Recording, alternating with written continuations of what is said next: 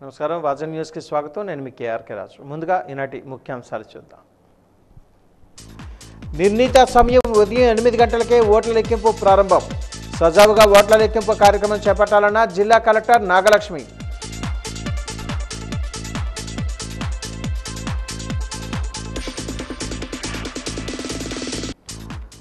జిల్లా వ్యాప్తంగా అమలులో 144 సెక్షన్ ఎన్నికల కౌంటింగ్ కేంద్రాల వద్ద 3 అంచెల భద్రత ఏర్పాటు చేశామన్న జిల్లా ఎస్పీ దీపిక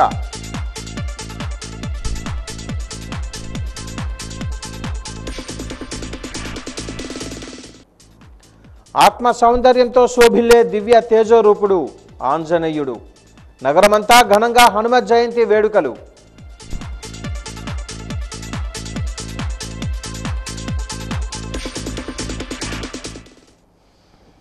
వివరాలు చూద్దాం 10,000 కోట్ల రూపాయల విద్యుత్ భారాన్ని జనం వేసే కుట్ర జరుగుతుందని తెలుగుదేశం పార్టీ రాష్ట్ర వాణిజ్య విభాగం అధ్యక్షులు రాకేష్ ఆరోపించారు. ఈరోజు ఎన్టీఆర్ భవన్లో ఏర్పాటు చేసిన విలేకరుల సమావేశంలో ఆయన మాట్లాడుతూ 5 ఏళ్ల వైసీపీ పాలనకు ప్రజలు చరమగీతం పాడబోతున్నారని అన్నారు.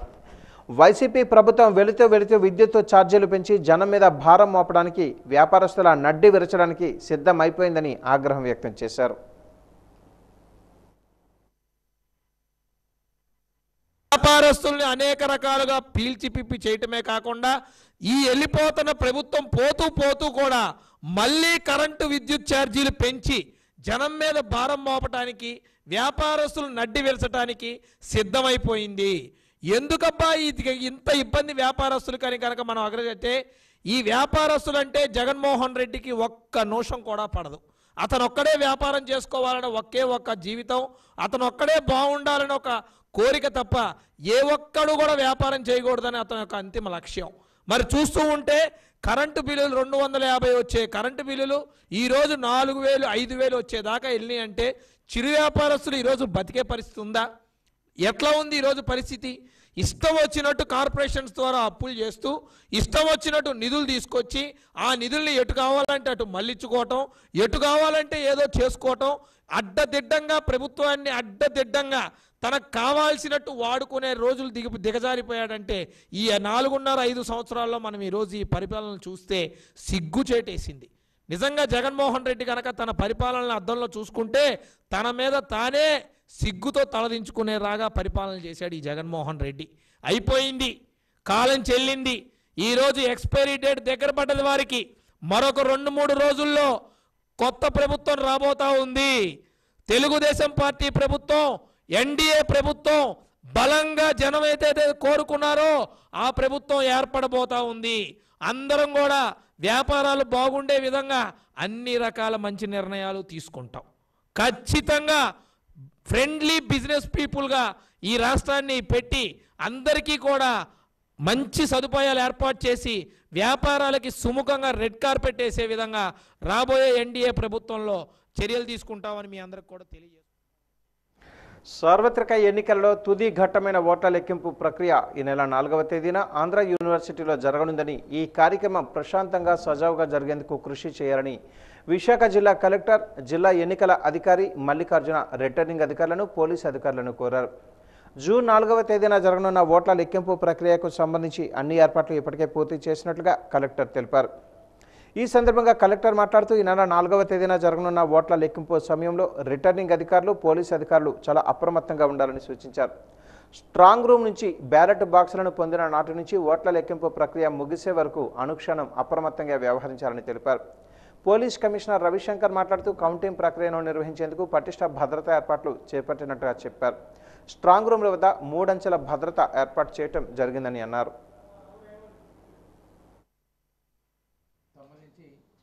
సుమారుగా మీరు గమనిస్తే మొత్తం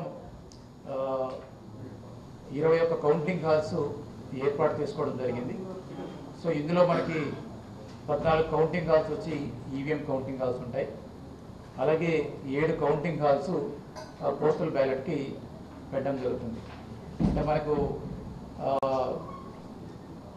పెందుర్తి అలాగే గాజువాకు సంబంధించి ఈవీఎం కౌంటింగ్ హాలు అలాగే పోస్టల్ బ్యాలెట్ కౌంటింగ్ హాల్ ఒకే దాంట్లో మనకి ఈసీఐఎంతో నిర్మించడం జరుగుతూ ఉంది.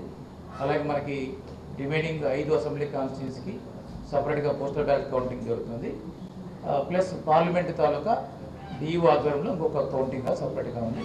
సో వీరన్ని తాలూకా ఏర్పాట్లు పూర్తయినాయి. ఇందులో మనకి మీ అందరికీ తెలుసు, మనకి 4/6/2024 8 గంటల మనకి కౌంటింగ్ ప్రాసెస్ మొదలవుతుంది. సో ముందుగా మనము పోస్టల్ బ్యాలెట్ కౌంటింగ్ అనేది లెక్క పెట్టుకోవడం జరుగుతుంది. సో హాఫ్ అన్ అవర్ తర్వాత 8:30కి అరౌండ్ ఈవీఎం కౌంటింగ్ కూడా మనం స్టార్ట్ చేసుకోవడం జరుగుతుంది. అలాగే మనకు గమనించాల్సిన పాయింట్ ఏంటంటే, సుమారుగా మనకి ఒక 140 కెమెరాస్తో మొత్తం అంతా దీనికి సంబంధించి కెమెరాలు ఇన్స్టాలేషన్ ఫిక్స్ చేయడం జరిగింది. అలాగే మనకి స్ట్రాంగ్ రూమ్లో ఏదైతే నిక్షిప్తమైన ఈవీఎంస్ ఉన్నాయో వాటిని ఆ రోజు మనము అబ్జర్వరు, ఆర్ఓలు, ఏఆర్ఓలు, పొలిటికల్ పార్టీసు, అలాగే సిఏపిఎఫ్ ఎవరైతే మనకు సెంట్రల్ 4వ తేదీన నిర్ణీత సమయం 8 గంటలకే ఓట్ల లెక్కింపు ప్రక్రియను ప్రారంభించాలని రిటర్నింగ్ అధికారులను విజయనగరం జిల్లా ఎన్నికల అధికారి కలెక్టర్ నాగలక్ష్మి ఆదేశించారు. కౌంటింగ్, ఓట్ల లెక్కింపు సమయంలో తీసుకోవాల్సిన జాగ్రత్తలు, తాజాగా ఎన్నికల కమిషన్ నుంచి వచ్చిన ఆదేశాలపై కలెక్టరేట్ సమావేశ మందిరంలో సమావేశాన్ని నిర్వహించారు. 4వ తేదీ ఉదయం 8 గంటలకే పోస్టల్ బ్యాలెట్ కౌంటింగ్ ఖచ్చితంగా ప్రారంభించాలని కలెక్టర్ ఆదేశించారు. దీనికోసం 7:30 ట్రంక్ బాక్సులు లెక్కింపు కేంద్రాల్లోనికి తరలించి 500 చొప్పున కట్టలు కట్టి టేబుల్ వద్దకు చేర్చాలని సూచించారు. ప్రాథమిక లెక్కింపులో మొదటి రౌండ్ గంట సమయం తీసుకున్నప్పుడు రెండో రౌండ్ నుంచి మాత్రం 45 నిమిషాలలో పూర్తి చేసే విధంగా చర్యలు తీసుకోవాలని సూచించారు. రెండవ దశలో చేపట్టే పోస్టల్ ఓట్ల సమగ్ర లెక్కింపు ప్రక్రియలో ఒక్కొక్క రౌండ్ లెక్కింపు పూర్తి కావడానికి గంటన్నర కంటే ఎక్కువ సమయం తీసుకోకూడదని సూచించారు.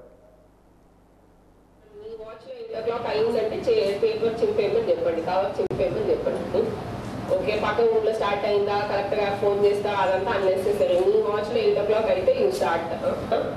2 సంతకాలు చూస్తున్నారు, తర్వాత సీరియల్ నెంబర్ చూస్తున్నారు. అండ్ మనము ఇదంతా కూడా ఫెసిలిటేషన్ సెంటర్లో జరిగింది కాబట్టి 2వ పాయింట్ 3వ పాయింట్లో తేడా హార్డ్లీ వస్తే 1 or 2 వస్తుంది, కానీ ఇంకేది వచ్చే అవకాశమే లేదు. ఎక్కడైనా ఓటర్ సంతకం మర్చిపోతే, లేకపోతే వాడు తప్పుగా పెట్టుంటే మాత్రమే మనకి అక్కడ మిస్టేక్స్ వస్తాయి. ఓకే, సో అన్నెసెసరీగా ఆ ఇనిషియల్ రౌండ్స్కి ఎక్కువ టైమ్స్ తీసుకోవద్దు. సో నేను ఆల్రెడీ చెప్పినట్టు మనకి 8 o'clock షార్ప్గా స్టార్ట్ చేస్తే this first 500, so me tables అన్ని 2000 1 hour మ్యాక్సిమం అయిపోవాలి. తర్వాత నుంచి ఇంకా స్పీడప్ చేయాలి.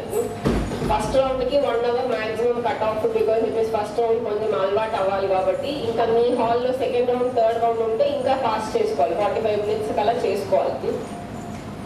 సిమిలర్లీ ఈటీపీవీఎస్ ప్రీ కౌంటింగ్ వచ్చినప్పటికీ ఇది కూడా we are advising at least for hour per table. దానికంటే తక్కువ అయితే చేయడానికి లేదు, అంతకంటే ఎక్కువ అయితే చేసేసుకోండి. జూన్ 4వ తేదీన ఎన్నికల కౌంటింగ్ చేపట్టే జేఎన్టీయూ మరియు లెండి ఇంజనీరింగ్ కళాశాలల వద్ద ఎటువంటి అవాంఛనీయ సంఘటనలు జరగకుండా 3 అంచెల భద్రతను ఏర్పాటు చేశామని జిల్లా ఎస్పీ దీపిక పేర్కొన్నారు. ఈరోజు ఏర్పాటు చేసిన విలేకరుల సమావేశంలో మాట్లాడుతూ 3 అంచెల భద్రతలో భాగంగా స్ట్రాంగ్ రూమ్స్, కౌంటింగ్ కేంద్రాల వద్ద కేంద్ర బలగాలు భద్రతా విధులు నిర్వహిస్తాయని అన్నారు. తదుపరి ఆర్మడ్ రిజర్వు, ఏపీఎస్పీ బలగాలు స్ట్రాంగ్ రూమ్స్, కౌంటింగ్ నిర్వహించే భవనాల చుట్టూ భద్రతా విధులు నిర్వహిస్తారని, తదుపరి సివిల్ పోలీసులు భద్రతా విధులు నిర్వహిస్తారని అన్నారు. వీరు కాకుండా ఇంజనీరింగ్ కళాశాల భవనాలకు 2 కిలోమీటర్ల పరిధిలో కట్ ఆఫ్ పార్టీలు పహారా కాస్తుంటాయని అన్నారు. ఈ ప్రాంతాల్లోకి కౌంటింగ్ విధులు నిర్వహించే ఉద్యోగులు, ఆథరైజేషన్ లెటర్ ఉన్న ఏజెంట్లు, మీడియా వారిని మాత్రమే అనుమతిస్తామని జిల్లా ఎస్పీ తెలిపారు. కౌంటింగ్ ఉంది మన డిస్ట్రిక్ట్లో 2 కౌంటింగ్ సెంటర్స్ కూడా ఉన్నాయి. జేఎన్టీయూ ఇంకా లెండి 2 కౌంటింగ్ సెంటర్స్ దగ్గర కూడా మొత్తం 3 లేయర్స్లో మనం సెక్యూరిటీ ఏర్పాటు చేశాము. లోపల స్ట్రాంగ్ రూమ్, కౌంటింగ్ హాల్ దగ్గర మనకి కేంద్రం నుంచి వచ్చిన సెంట్రల్ ఆర్మ్డ్ పోలీస్ ఫోర్సెస్, మన డిస్ట్రిక్ట్లో సిఆర్పిఎఫ్ ఇంకా సిఐఎస్ఎఫ్ వీళ్ళని డిప్లాయ్ చేస్తాము. ఈ బిల్డింగ్స్ చుట్టూ ఆర్మ్డ్ పోలీస్ ఉంటారు విత్ వెపన్స్. మనం మన డిస్ట్రిక్ట్ ఆర్మ్డ్ రిజర్వ్, ఏపీఎస్పీ నుంచి వచ్చిన ఫోర్స్ని డిప్లాయ్ చేస్తాము. 3rd లేయర్లో మన డిస్ట్రిక్ట్ సివిల్ పోలీస్ అంటే మన సిఐస్, ఎస్ఐస్ ఇంకా మిగతా కానిస్టేబుల్స్ని డిప్లాయ్ చేస్తాం. ఈ 2 కౌంటింగ్ సెంటర్స్లో కూడా మొత్తం ఈ 3 లేయర్స్లో కూడా ఫోర్స్ డిప్లాయ్ చేస్తాము. ఇది కాకుండా కట్ ఆఫ్స్ కూడా పడటం జరుగుతుంది. చెక్ పోస్ట్ ఉంటాయి. ఈ check post and cut off ద్వారా మనం ఈ కౌంటింగ్ సెంటర్స్ రెండింటి చుట్టూ కూడా ఒక 2 kilometers రేడియస్లో అంత ఏరియా కూడా స్టెరైల్ చేస్తాము. ఎక్సెప్ట్ అక్కడ అలౌడ్ పీపుల్ అంటే మనకి క్యాండిడేట్స్, కౌంటింగ్ స్టాఫ్, ఏజెంట్స్ ఇంకా ఆథరైజ్డ్ మీడియా పర్సనల్ వీళ్ళు వదిలేసి ఎవ్వరికి కూడా దీంట్లోకి వెళ్ళటానికి అనుమతి ఉండదు. మనం ఈ ఏర్పాటు కోసం లెండి కాలేజ్కి స్పెసిఫిక్గా ఏర్పాటు చేస్తాంలో ట్రాఫిక్ డైవర్షన్స్ కూడా ఉన్నాయి. విజయనగరం నుంచి వైజాగ్ వెళ్ళే వాళ్ళకి, వైజాగ్ నుంచి విజయనగరం వచ్చే వాళ్ళకి ఈ స్ట్రెచ్ లెండి ఎదురుగా ఉన్న ఒక 2 కిలోమీటర్ స్ట్రెచ్కి డైవర్షన్స్ ఉన్నాయి. సో ఎవరైనా ఆ రోజు ప్లాన్ చేసుకుంటుంటే ఇది కూడా ఫ్యాక్టర్ ఇన్ చేసుకోవాలి. దట్ ఆ రోజు హైవేకి డైవర్షన్స్ ఉంటాయి. విజయనగరం నుంచి వైజాగ్ వెళ్ళే వాళ్ళకి వయా కొత్త వలస డైవర్షన్ ఉంది. అట్లాగే వైజాగ్ నుంచి విజయనగరం వచ్చే వాళ్ళకి కూడా మనం డైవర్షన్స్ పెట్టాము. ఈ డైవర్షన్స్ది ఒక డీటెయిల్డ్ నోట్ కూడా మనం ఇస్తాము. సో దట్ అందరూ సిటిజన్స్ కూడా అది చూసి దాని అకార్డింగ్ ప్లాన్ చేసుకోవచ్చు. జేఎన్టీయూ వరకు వస్తే జేఎన్టీయూ మనకి మెయిన్ రోడ్ నుంచి కొంచెం ఎక్కువ లోపలికి ఉంది కాబట్టి అక్కడ మేజర్ డైవర్షన్స్ లేవు. గొట్లాం నుంచి ఏదైతే బైపాస్ రోడ్ ఉందో దాంట్లో మాత్రం హెవీ వెహికల్స్ని డైవర్ట్ చేస్తాము. ఇప్పటికే 2 సార్లు గెలిచి 3వసారి విజయం సాధించాలనే లక్ష్యంతో ఉమ్మడి విజయనగరం జిల్లాలో పలువురు అభ్యర్థులు రెట్టించిన ఉత్సాహంతో 2024 సార్వత్రిక ఎన్నికలలో పోటీ చేశారు. ఈ నేపథ్యంలో వాజీ ఛానల్ అందిస్తున్న ప్రత్యేక కథనం ఇప్పుడు చూద్దాం. ఇప్పటికే 2 సార్లు గెలిచి 3వసారి విజయం సాధించాలనే లక్ష్యంతో ఉమ్మడి విజయనగరం జిల్లాలో పలువురు అభ్యర్థులు రెట్టించిన ఉత్సాహంతో 2024 సార్వత్రిక ఎన్నికలలో పోటీ చేశారు. గజపతి నగరం వైసీపీ ఎమ్మెల్యే అభ్యర్థి బొత్స అప్పలనరసయ్య, కురుపాం వైసీపీ అభ్యర్థి పాముల పుష్పశ్రీవాణి, ఎస్కోట కూటమి ఎమ్మెల్యే అభ్యర్థి కోళ్ల లలిత కుమారి, పాలకొండ వైసీపీ ఎమ్మెల్యే అభ్యర్థి విశ్వసరాయి కళావతి, నెల్లిమర్ల ఎమ్మెల్యే బడ్డుకొండ అప్పలనాయుడు, విజయనగరం వైసీపీ ఎమ్మెల్యే అభ్యర్థి కోలగట్ల వీరభద్రస్వామి 3వసారి గెలవాలని ఉవ్విళ్లూరుతున్నారు. గజపతి నగరం వైసీపీ ఎమ్మెల్యే అభ్యర్థి బొత్స అప్పలనరసయ్య 2009 ఎన్నికలలో కాంగ్రెస్ పార్టీ నుంచి పోటీ చేసి తెలుగుదేశం పార్టీ పడాల అరుణపై 27,674 ఓట్ల మెజారిటీతో విజయం సాధించారు. 2019 ఎన్నికలలో వైసీపీ నుంచి పోటీ చేసిన అప్పలనరసయ్య తెలుగుదేశం పార్టీ అభ్యర్థి డాక్టర్ కేఏ నాయుడుపై 27,011 ఓట్ల మెజారిటీతో గెలిచారు. 2024 సార్వత్రిక ఎన్నికలలో కూటమి అభ్యర్థి కొండపల్లి శ్రీనివాస్తో తలపడుతున్నారు. కురుపాం వైసీపీ ఎమ్మెల్యే అభ్యర్థి పాముల పుష్పశ్రీవాణి 2014 ఎన్నికలలో టీడీపీ అభ్యర్థి జనార్దన్ థాట్రాజ్పై 19,083 ఓట్ల మెజారిటీతో గెలిచారు. 2019 ఎన్నికల్లో టీడీపీ అభ్యర్థి జనార్దన్ థాట్రాజ్పై 26,602 ఓట్ల మెజారిటీతో విజయం సాధించారు. 2024 సార్వత్రిక ఎన్నికలలో కూటమి అభ్యర్థి తోయిక జగదేశ్వరిపై తలపడ్డారు. ఎస్కోట కూటమి అభ్యర్థి కోళ్ల లలిత కుమారి 2009 ఎన్నికలలో కాంగ్రెస్ పార్టీ అభ్యర్థి అల్లు కేశవ వెంకట జోగినాయుడిపై 3,440 ఓట్ల మెజార్టీతో గెలిచారు. 2014 ఎన్నికలలో వైఎస్ఆర్ పార్టీ అభ్యర్థి రొంగలి జగన్నాథంపై 28,537 ఓట్ల మెజార్టీతో విజయం సాధించారు. 2024 ఎన్నికలలో వైఎస్ఆర్ పార్టీ అభ్యర్థి కడుబండి శ్రీనివాసరావుతో తలబడ్డారు. పాలకొండ నియోజకవర్గం వైసీపీ ఎమ్మెల్యే అభ్యర్థి విశ్వసరాయి కళావతి 2014 ఎన్నికలలో తెలుగుదేశం పార్టీ అభ్యర్థి నిమ్మక జయకృష్ణపై 1,620 ఓట్ల మెజార్టీతో గెలిచారు. 2019 ఎన్నికలలో తెలుగుదేశం పార్టీ అభ్యర్థి నిమ్మక జయకృష్ణపై 17,980 ఓట్ల మెజార్టీతో గెలిచారు. నెల్లిమర్ల నియోజకవర్గం వైసీపీ ఎమ్మెల్యే అభ్యర్థి బడుకొండ అప్పలనాయుడు 2009లో కాంగ్రెస్ పార్టీ నుంచి పోటీ చేసి తెలుగుదేశం పార్టీ అభ్యర్థి పతివాడ నారాయణస్వామి నాయుడుపై 597 ఓట్ల మెజార్టీతో గెలిచారు. 2019 ఎన్నికలలో వైసీపీ నుంచి పోటీ చేసిన బడ్డుకొండ తన సమీప ప్రత్యర్థి తెలుగుదేశం పార్టీ అభ్యర్థి పతివాడ నారాయణస్వామి నాయుడుపై 28,051 ఓట్ల మెజార్టీతో విజయం సాధించారు. 2024 ఎన్నికలలో కూటమి అభ్యర్థి లోకం మాధవితో తలపడ్డారు.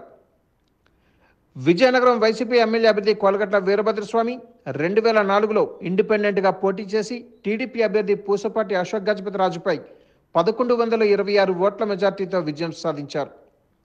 2019లో వైసీపీ అభ్యర్థిగా పోటీ చేసిన కోలగట్ల తన సమీప ప్రత్యర్థి తెలుగుదేశం పార్టీ అభ్యర్థి అదితి విజయలక్ష్మి గజపతి రాజుపై 6,417 ఓట్ల మెజార్టీతో గెలిచారు.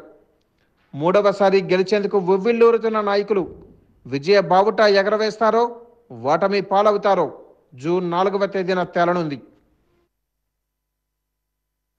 డిమ్స్ కంప్యూటర్లో శిక్షణ పూర్తి చేసుకున్న 35 మంది విద్యార్థులకు సంస్థ కార్యాలయంలో సర్టిఫికెట్లు పంపిణీ చేశారు.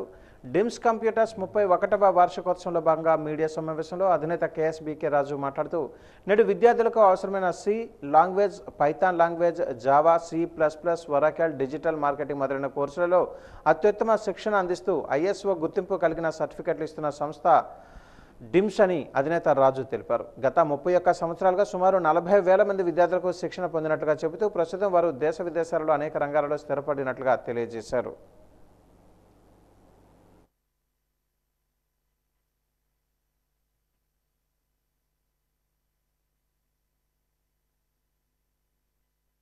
ఈ 31 సంవత్సరాల ప్రయాణంలో సుమారు 30 నుంచి 40,000 మంది విద్యార్థులకు స్కూల్లోని గవర్నమెంట్ సంస్థల తరఫున, వెల్ఫేర్ అసోసియేషన్ తరఫున, అలాగే Vasavi club, rotary club, lions club అసోసియేషన్ల వాళ్ళ తరఫున విద్యార్థులకు కంప్యూటర్ శిక్షణ ఇచ్చి వాళ్ళ ఉజ్వల భవిష్యత్తుకి, ఉద్యోగాలకి మంచి పునాది వేయడానికి మేము మార్గదర్శకులు అయ్యామని చెప్పడానికి చాలా గర్విస్తున్నాం. అలాగే రాబోయే కాలంలో మా సంస్థ తరఫున ఎడ్యుకేషన్ కన్సల్టెన్సీ ఫర్ ఓవర్సీస్, విదేశాల్లో ఉద్యోగాలు చదువుకోవడానికి అవకాశాలు ఎలాంటివి ఉంటాయి, వాళ్ళకి ఏ రకమైన ఉపయోగం ఉంటుంది, అక్కడ చదువుకోవాలనుకుంటే ఎలా వెళ్ళాలి అనేది చాలామంది విద్యార్థులకు తెలియదు. అందుకోసం మా మిత్రుల సహకారంతో విదేశాల్లో చదువుకోవడానికి, విదేశాల్లో ఉద్యోగాలు సంపాదించుకోవడానికి త్వరలో ఓవర్సీస్ ఎడ్యుకేషన్ కన్సల్టెన్సీ అని డిమ్స్ కంప్యూటర్స్ వారి ఆధ్వర్యంలో ప్రారంభిస్తామని తెలియజేయటకు సంతోషిస్తున్నాం.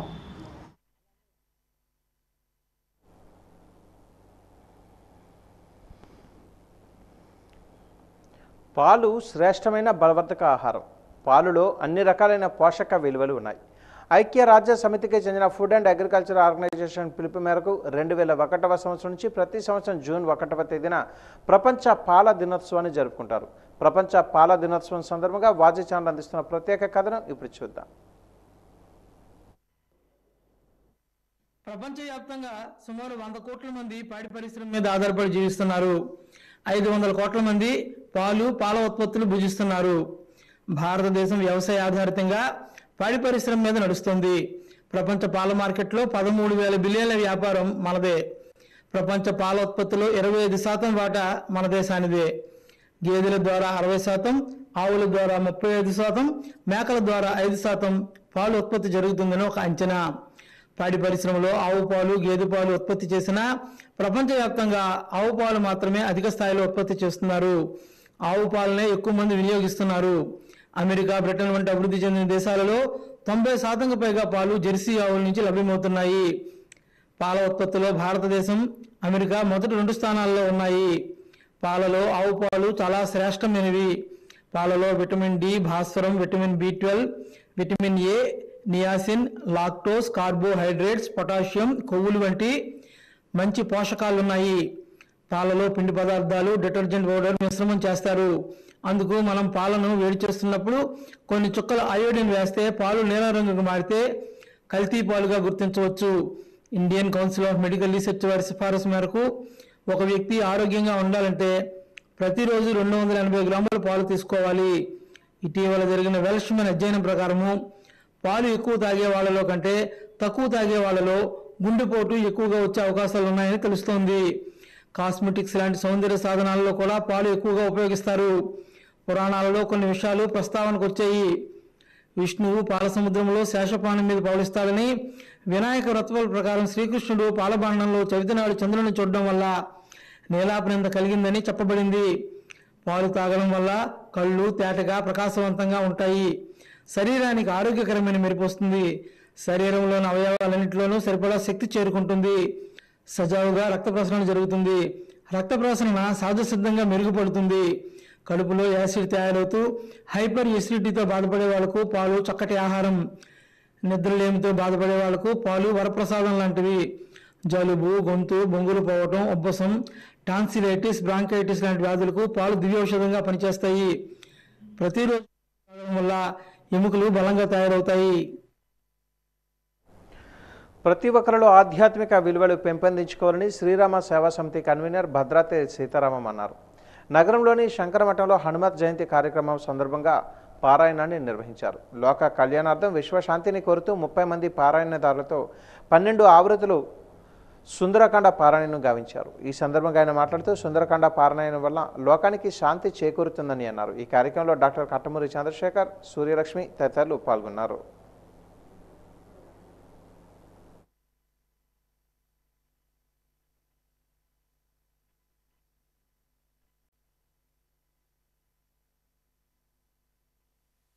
లోక కళ్యాణార్థం విశ్వశాంత్యర్థం మొత్తం రామాయణ పారాయణలు రాముణ్ణి ప్రార్థించుకుంటున్నాం అన్నమాట. అంటే అందరూ సుఖంగా ఉండాలి, మన దేశం సుభిక్షంగా ఉండాలి, అదే మా సంకల్పం. ప్రతిదానికి ఏదో మన కోరికలు కాకుండా ఈరోజు హనుమత్ జయంతి సందర్భంగా ఈ శంకరమఠం రామసేవా సమితి ఇవన్నీ కూడా ఒకటే, అనుబంధ సంస్థలే మావి. అయితే ఈ శంకరమఠంలో 12 సుందరకాండ పారాయణలు సామూహికంగా చేసాము ఈరోజు.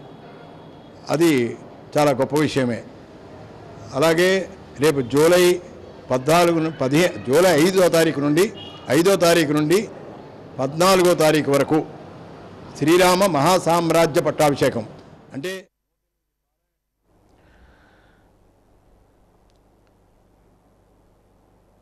నగరంలోని కొత్త అగ్రహారం పంచముఖ ఆంజనేయ స్వామి ఆలయంలో హనుమత్ జయంతి సందర్భంగా ఈరోజు ఉదయం 5 గంటల నుంచి ప్రత్యేక పూజలు, సింధూరార్చన, లక్ష తమలపాకులతో అర్చన కార్యక్రమాలు జరిగాయి. డిప్యూటీ స్పీకర్ కొలగట్ల వీరభద్రస్వామి సతీ సమేతంగా ఆంజనేయ స్వామిని దర్శించుకున్నారు. ఆలయ కమిటీ సభ్యులు కోలగట్లకు ఘన స్వాగతం పలికారు. ఈ నేపథ్యంలో కోలగట్ల ఆంజనేయ స్వామికి ప్రత్యేక పూజలు చేశారు. ఈ సందర్భంగా కన్వీనర్ కామరాజు మాట్లాడుతూ మహా అన్నప్రసాద వితరణకు సుమారు 7,000 మందికి నిర్వహించడం జరిగిందన్నారు. 27 రకాల పిండి వంటలతో స్వామివారికి ప్రసాదాన్ని నివేదించామని అన్నారు.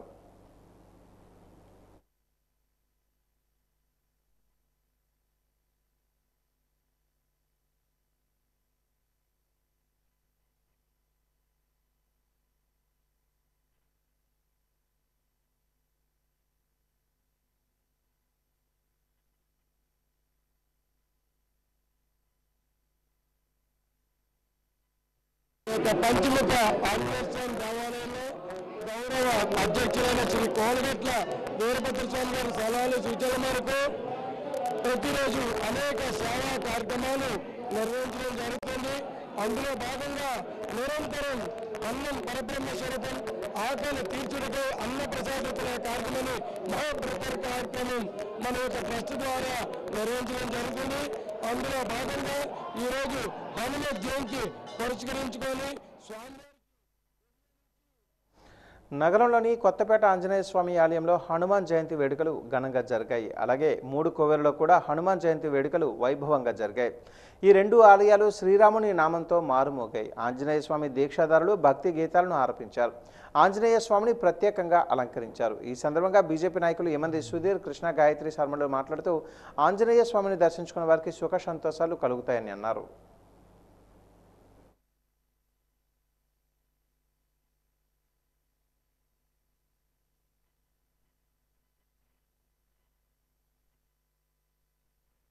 శ్రీ పంచముఖి ఆంజనేయ స్వామి వారి దేవాలయంలో భక్తుల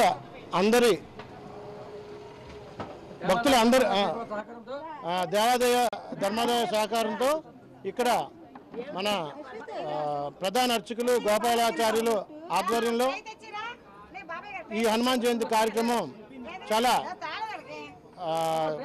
చాలా విశేషంగా జరపడం జరిగింది. దీనికి యావత్ భక్తులందరూ కూడా తమ శక్తి కొలది సహాయ సహకారాలు అందించి ఈ హనుమాన్ జయంతిని ఇక్కడ ఈ కోవిల్లో ఘనంగా నిర్వహించుటకు అందరూ సహకరించారని ఈ సందర్భంగా తెలియజేస్తూ మన సమాజం అలాగే మన హిందూ ధర్మాన్ని రక్షించుకోవడానికి మనందరం కూడా ఈరోజు సాయంత్రం జరిగే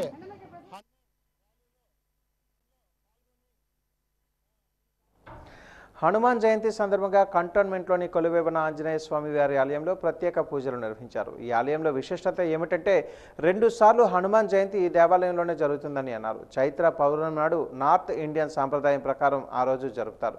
వైశాఖ శుద్ధ దశమి నాడు ఈ రోజు జరుపుతారు. ఈ రోజు భక్తులు పెద్ద ఎత్తున ఆంజనేయ స్వామి వారిని దర్శించుకొని ప్రత్యేక పూజలు చేసి మొక్కులు తీర్చుకున్నారు.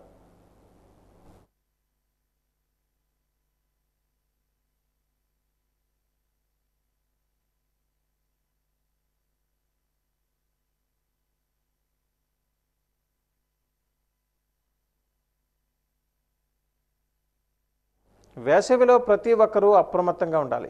బయట ఎండలో తిరిగేటప్పుడు వడదెబ్బ తగిలే అవకాశం ఉంటుంది. వడదెబ్బ తగలకుండా ఉండాలంటే తగిన జాగ్రత్తలు తీసుకుంటూ నీటి శాతాన్ని పెంచే పుచ్చకాయ వంటివి తినడం, కొబ్బరి నీళ్లు వంటివి తాగడం చేయాలి. ఈ నేపథ్యంలో వాజీ ఛానల్ అందిస్తున్న ప్రత్యేక కథనం ఇప్పుడు చూద్దాం. శరీర సాధారణ ఉష్ణోగ్రత 98.4 డిగ్రీల ఫారెన్ హీట్ ఉంటుంది. అంతకంటే ఎక్కువైతే జ్వరం వస్తుంది. మన శరీర ఉష్ణోగ్రతలు 101 డిగ్రీల ఫారెన్ హీట్కు పెరిగితే వడదెబ్బకు గురైనట్లుగా గుర్తించాలి. ఎండలో ఎక్కువగా తిరగడం వల్ల గుండె లయ తప్పుతుంది. శరీరంలోని శక్తినంతా పీల్చేసిన అనుభవం కలుగుతుంది. మెదడు కూడా సమతుల్యత తప్పుతుంది. ఈ పరిస్థితిని తట్టుకోలేకపోతే మరణాలు సంభవిస్తాయి. వడదెబ్బ వల్ల శరీరంలోని నీటి శాతం తగ్గి చెమట పట్టడం నిలిచిపోతుంది. నాడి వేగం పెరుగుతోంది. శరీరం అదుపు తప్పుతుంది. కళ్ళు మసకబారతాయి. వెంటనే నివారణ చర్యలు చేపట్టకపోతే కోమాలోకి జారుకునే ప్రమాదం ఉంది. చాలామంది బయట తిరిగితేనే వడదెబ్బ తగులుతుందని భావిస్తారు. అయితే ఇంట్లో కూర్చుని ఉన్నవారికి కూడా వడదెబ్బ తగులుతుంది. ఇంట్లో ఎక్కువ వేడి, ఉక్కపోత ఉన్నప్పుడు శరీరంలో నీటి శాతం తగ్గిపోయి వడదెబ్బకు గురి అయ్యే అవకాశం ఉంటుంది. మన దేశంలో 90% పైగా భూభాగం వేడి గాలులకు గురయ్యే ప్రమాదం ఉందని అంటున్నారు శాస్త్రవేత్తలు. పొడి చర్మం ఉండేవారికి త్వరగా వడదెబ్బ తగిలే అవకాశం ఉంటుంది. శరీరంలోని రక్త కణాలు కుచించుకుపోవడం వల్ల కిడ్నీలు, లివర్ దెబ్బతింటాయి. వడదెబ్బ యాక్సిడెంట్ లాంటిది. ఇది అనుకోకుండా సంభవిస్తుంది. వేసవిలో ఎక్కువసేపు ఎండలో పనిచేసే కూలీలు, కార్మికులు, ఉద్యోగులు చాలా జాగ్రత్తగా ఉండాలి. కొందరికి కళ్ళు లాగుతాయి, తలనొప్పి వస్తుంది. వడదెబ్బ ప్రభావం ఎక్కువగా ఉంటే వాంతులు, విరేచనాలు ఏర్పడతాయి. శరీర ఉష్ణోగ్రత బాగా పెరుగుతుంది. జ్వరం వస్తుంది. దాహం ఎక్కువగా ఉంటుంది. తల తిరగడం, మతి కోల్పోవడం వంటి లోపాలు కనిపిస్తాయి. వడదెబ్బకు గురి కాకుండా ఉండాలంటే ఇంట్లో ఉన్నా, బయటకు వెళ్ళినా సరిపడినన్ని నీళ్లు తాగుతూ శరీర ఉష్ణోగ్రతను సమంగా ఉంచుకోవాలి. వ్యాయామం చేసే సమయంలో చెమట ద్వారా ఒంట్లో నుంచి బయటకు వెళ్ళిపోయే లవణాలు, ఉప్పు, చక్కెర తక్కువ పరిణామాలలో ఎలక్ట్రోలైట్లతో భర్తీ చేస్తూ ఉండాలి.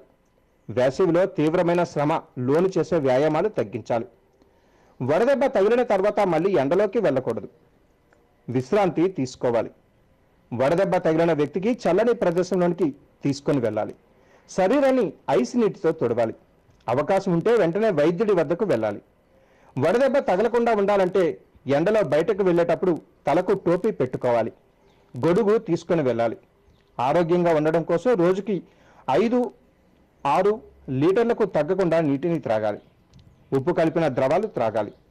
వదులైన కాటన్ బట్టలు ధరించాలి.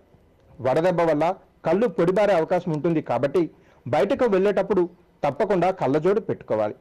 వేసవిలో కీరదోస ముక్కల్ని ఎక్కువగా తినాలి. దీనివల్ల శరీరానికి నీటితో పాటు పోషకాలు కూడా అందుతాయి. శరీరంలోని నీటి శాతాన్ని పెంచే పుచ్చకాయ ముక్కలు తినాలి. కొబ్బరి నీళ్లు త్రాగాలి. మహిళపై హోంగార్డ్ లైంగిక దాడి జరిపినట్లు బాధితురాలి ఫిర్యాదుతో కేసు నమోదైంది. ఈ విషయంపై జిల్లా ఎస్పీ మీడియాతో మాట్లాడుతూ పలు వివరాలు తెలియజేశారు.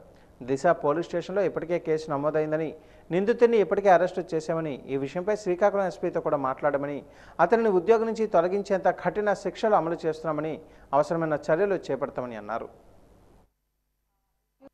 మనకి దిశ స్టేషన్లో కేసు నమోదు చేశాము. అక్యూజ్ని కూడా అరెస్ట్ చేశాము అండ్ ఇమీడియట్గా ఆయన మీద యాక్షన్ తీసుకుంటానికి శ్రీకాకుళం ఎస్పీ గారితో కూడా మాట్లాడటం జరిగింది. ఆయన మీద రిమూవల్ లాంటి కఠిన కూడా చేస్తున్నారు అండ్ దానికి ఎవిడెన్సెస్ కూడా ప్రాపర్గా గ్యాదర్ చేసి అది కన్విక్షన్ వచ్చేలాగా కేసు చేస్తాం. ఆమె చెప్పిన దాన్ని బట్టి 25th జరిగిందండి ఇన్సిడెంట్.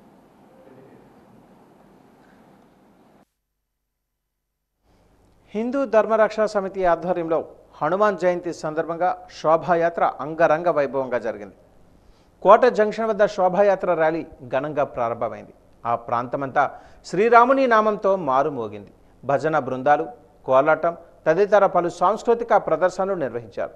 ఈ సందర్భంగా హిందూ ధర్మ రక్షణ సమితి రాష్ట్ర ఉపాధ్యక్షుడు శ్యామ్ సుందర్ మాట్లాడుతూ గత 3 సంవత్సరాలుగా హనుమాన్ జయంతి సందర్భంగా శోభాయాత్ర నిర్వహిస్తున్నామని అన్నారు. హిందువులను చైతన్యపరుస్తూ పలు కార్యక్రమాలు చేపడుతున్నామని అన్నారు.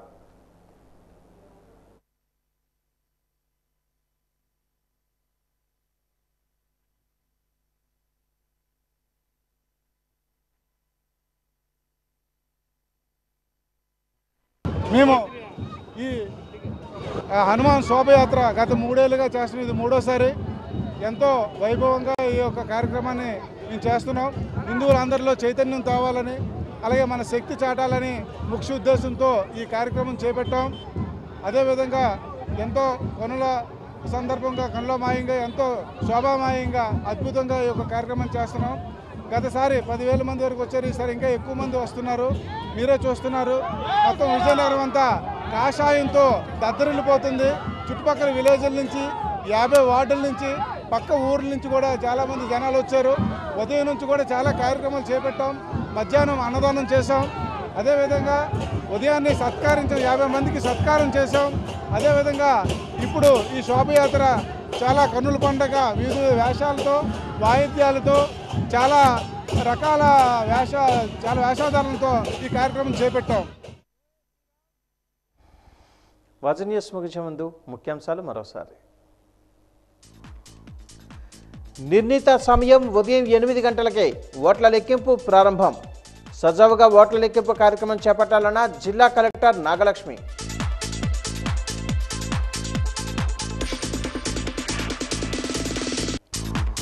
జిల్లా వ్యాప్తంగా అమలులో 144 సెక్షన్. ఎన్నికల కౌంటింగ్ కేంద్రాల వద్ద 3 అంచెల భద్రత ఏర్పాటు చేశామన్న జిల్లా ఎస్పీ దీపిక.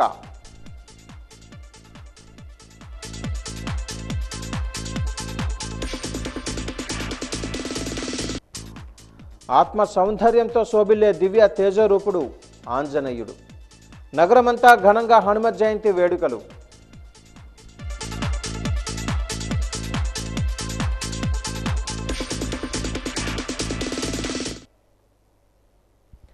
వాజన్ న్యూస్ ఇంతటితో సమాప్తం. నమస్కారం.